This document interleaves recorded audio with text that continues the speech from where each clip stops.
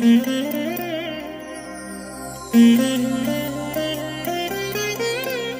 దినం పరము నుండి దిగివచ్చు మాట. ఇది నీ జీవితానికి వెలుగుల బాట. నీ ఒడిలో ఉంచబడిన దీవెనల మూట, అద్భుతాల ఆనంద ఊట.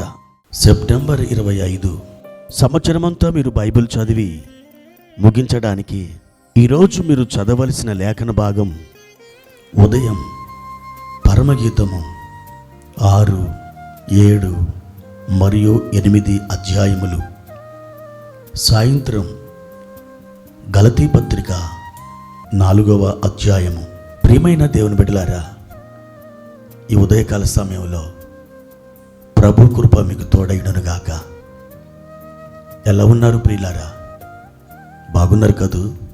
అనుదినం ఈ ధ్యానముల ద్వారా మిమ్మల్ని కలుసుకోవడానికి, మిమ్మల్ని పలకరించడానికి ప్రభువారు నాకు ఇచ్చిన గొప్ప భాగ్యాన్ని బట్టి దేవునికి కృతజ్ఞతాస్తుతులు చెల్లిస్తున్నాను. ఈరోజు మీరు ఏ ఆలోచనతోనైతే ఉన్నారో, ఏ పనులలో విజయం కొరకు మీరు ఎదురు చూస్తున్నారో, వాటన్నిటిలో ప్రభువారు మీకు జయం అనుగ్రహించునుగాక. ప్రియమైన దేవుని బిడ్డలారా, ప్రభువారు ఈ ఉదయకాలం మనకిచ్చిన వాక్య భాగాన్ని చదువుకుందాం. 90వ కీర్తన 15వ వచనం.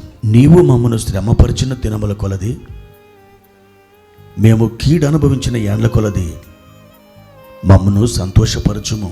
ప్రియమైన దేవుని బిడ్డలారా, ఈ కీర్తన వ్రాసినది ఎవరో తెలుసా? దైవజనుడైన మోషే. మోషే ఏ కాలంలో, ఏ సందర్భంలో ఈ కీర్తన రాసి పాడుకున్నాడో మనకు తెలియదు. కానీ పరిశుద్ధాత్మ దేవుడు ఆ కీర్తనని మన కోసం భద్రపరిచి లేఖనములలో దానిని ఉంచి మనకు అనుగ్రహించారు. ఈ 15వ వచనంలో పరిశుద్ధాత్మ దేవుడు ఏమని మాట్లాడుతున్నాడో తెలుసా? మేము కీడు అనుభవించిన ఏండ్ల కొలది మమ్మలను సంతోషపరచుము. కీడు లేదా శ్రమ. ప్రియమైన దేవుని బిడ్డలారా, ఎవరు కూడా కీడుని లేదా శ్రమని అనుభవించాలని కోరుకోరు. ఎవరైనా కూడా మా జీవితం బాగుండాలి, సంతోషమయముగా ఉండాలి, మేమందరం ఆనందించాలి అనే కోరుకుంటారు. అయితే దేవుడు మనకి అదే పనిగా ఎల్లప్పుడూ శ్రమలలోనే ఉంచేవాడు కాదు. ఆయన సంతోషకరమైన దినములలోనికి మనల్ని తోడుకొని వెళతాడు.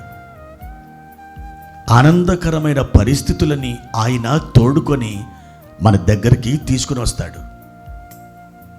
ఈరోజు ఈ మాటలు వింటున్న ప్రియ సహోదరుడా, సహోదరి, శ్రమలోను, భయంకరమైన కీడులోను, వేదనలోను, ఇరుకులలోను, వ్యాధిలోను, ఇబ్బందుల్లోనూ నీవు ప్రయాణిస్తున్నావా?